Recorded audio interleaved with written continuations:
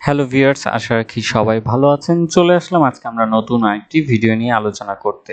আজকে আমরা এই ভিডিওতে আলোচনা করব কেন এখন পর্যন্ত আমাদের শেয়ার বাজারটি ভালো অবস্থানে ঘুরে ফিরে দাঁড়ায়নি।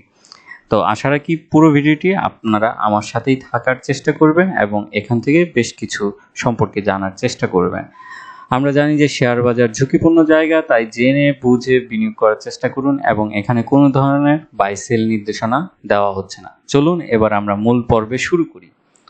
আমরা যদি দেখি যে মার্কেটটি একটু প্রিভিয়াস দিকে, তাহলে দেখার চেষ্টা করব যে 2020 সালে মে মাস থেকে মার্কেট কিছুটা আপনার হচ্ছে যে পজিটিভ হওয়া শুরু করে এবং হচ্ছে যে সেটি সেপ্টেম্বর 2021 সাল পর্যন্ত হচ্ছে গিয়ে ধরে রাখার চেষ্টা থাকে এবং সেপ্টেম্বরের মাঝামাঝি গিয়ে নিয়ে মার্কেটটা ডাউন ট্রেন্ডের দিকে ফলো করে। আমরা জানি যে মার্কেট যখন ভালো হয় তখন কিন্তু মার্কেটে প্রচুর নতুন ইনভেস্টর এখানে এন্ট্রি নেয়, কারণ জানে যে অনেকে মার্কেট ভালো আছে, তার মানে এখানে হয়তো টাকা ইনকাম করাটা অনেক সহজ হবে। দ্যাটস ওয়াই হচ্ছে যে মার্কেটে তখন পজিটিভ টাইমে প্রচুর ফ্রেশ মানি ঢুকে এবং বড় বড় ইনভেস্টরও দেখা যায় যে তখন শুরুর দিকে এন্ট্রি নেয় এবং একটা টাইমে গিয়ে তারা হচ্ছে সেল ক্রিয়েট করে, যেটা হচ্ছে যে আমরা 2021 সালে দেখেছিলাম। এই মার্কেটটা আরও কমতো যদি না আমাদের ফ্লোর প্রাইস নির্ধারণ করে দিতেন, তো তাহলে দেখা যেত যে আরও মনে হয় যে কয়েকশত হয়তো ইন্ডেক্সটা নাই হয়ে যেত। তো সে জায়গার কারণে হচ্ছে যে ইন্ডেক্সটাকে আপনার এক জায়গায় আটকে রাখার ফলে ফ্লোর প্রাইসের ফলে দেখা যাচ্ছে যে মার্কেটটা আমরা একটা ধীর গতি দেখছি। এই ধীর গতি কী কারণে দেখেন, আগেও আমি বলেছি যে মার্কেট পজিটিভ থাকলে নতুন ইনভেস্টর হয়, যখন ধীর গতি হয়ে যায় তখন মার্কেটে আপনার হচ্ছে যে সেখানে নতুন ইনভেস্টর আসে না এবং হচ্ছে যে নতুন করে আপনার হচ্ছে যে মার্কেটে তার যে ছন্দটা সেটাও ফিরে পায় না এবং এই জায়গায় মার্কেটে এসে আমরা দেখা যাচ্ছিল যে সবাই একটা ডিপ্রেসে পড়ে গিয়েছে। তো যারা বড় ইনভেস্টর তারা আমাদের থেকে অনেক বড় বড় প্ল্যানিং করে থাকে, বিগত হচ্ছে যে তারা চিন্তা করে যে না আগামী 1.5-2 বছর কেমন যাবে, এইরকম একটা প্রিডিকশন করে। তো তারা অবশ্যই সেই ধারণা নিয়ে এখানেই আপনার হচ্ছে যে তাদের হাতে রাখা ভালো নাম্বার শেয়ার সেল দেয় এবং সেখান থেকে তারা বের হয়ে আসে এবং আমরা যারা ছোট ইনভেস্টর আমাদের সবসময় আসলে আশায় চলি। দ্যাটস ওয়াই হচ্ছে যে আমাদের শেয়ারগুলো রেখে দেই এবং সেখানে দেখা যায় যে আমরাই আসলে ফ্লোরে আটকে যাই।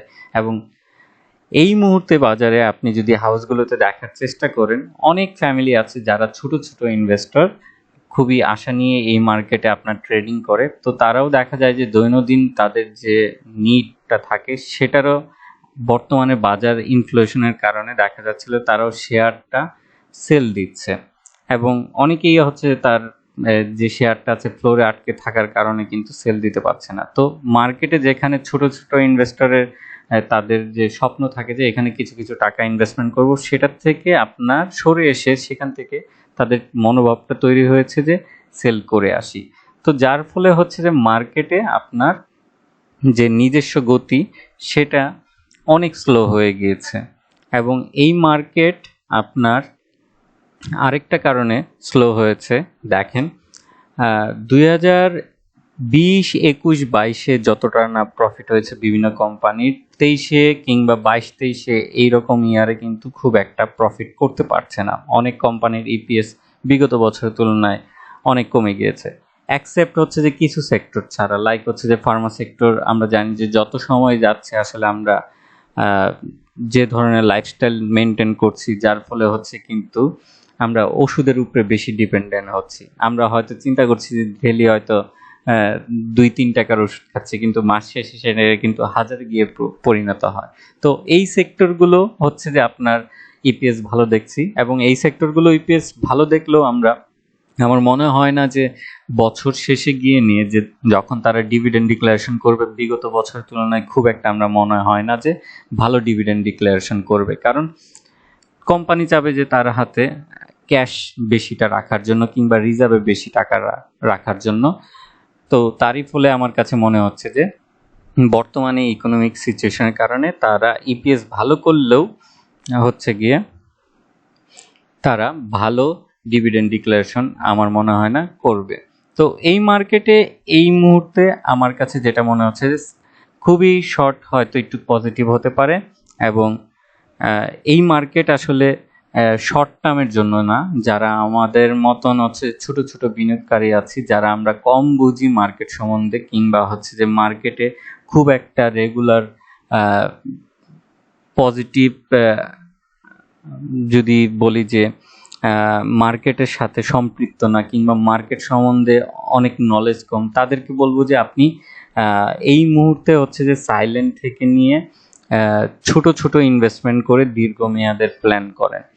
না হয়তো দেখা যাবে যে আপনার যে কষ্টের টাকাটা সেটা হচ্ছে গিয়ে একটা টাইমে গিয়ে এনে আমরা খুব সাফার করি শর্ট টার্মে প্ল্যান কারণে, এবং তখন হচ্ছে যে আমরা মার্কেটকে ব্লেম দিই।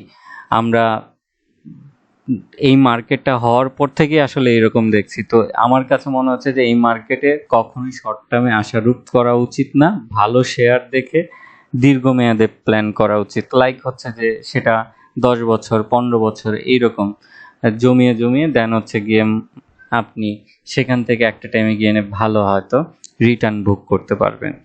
এইভাবে প্ল্যানটা থাকা উচিত। তো আমার কাছে আরেকটা যে জিনিসটি হচ্ছে যে ইকোনমিক আপনার সাস্টেনেবিলিটি না হওয়া পর্যন্ত আসলে আমার কাছে মনে হচ্ছে না এই মার্কেটটা খুব কুইকলি ঘুরে দাঁড়াবে।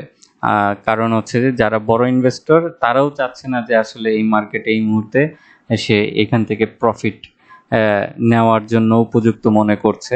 আদারওয়াইজ দেখা যায় যে এই কয়দিনে হয়তো মার্কেট প্রচুর আকারে হয়তো ভালো একটা অবস্থানে যেত, কারণ তারা জানে যে এই মুহূর্তে আসলে মার্কেট ভালো না, এবং হচ্ছে যে তারা এই মুহূর্তে খুব একটা সাইলেন্ট মুডে আছে। তো এই ছিল আমার কাছে ইনফরমেশন। এটা আমার ব্যক্তিগত মতামত, জানি না আপনাদেরও মতামত অবশ্যই জানাবেন। সেটা আমি কমেন্ট বক্সে চাবো যে আপনাদের গুরুত্বপূর্ণ মতামত দেখে করতে, এবং হচ্ছে যে আপনারা নেক্সট কোন ভিডিওটি দেখতে চান সেটা অবশ্যই জানাবেন, কোন শেয়ারের উপরে। আজকে এতটুকুই। ভালো থাকুন, সুস্থ থাকুন, এবং শেয়ার বাজারে জেনে বুঝে বিনিয়োগ করুন। ধন্যবাদ।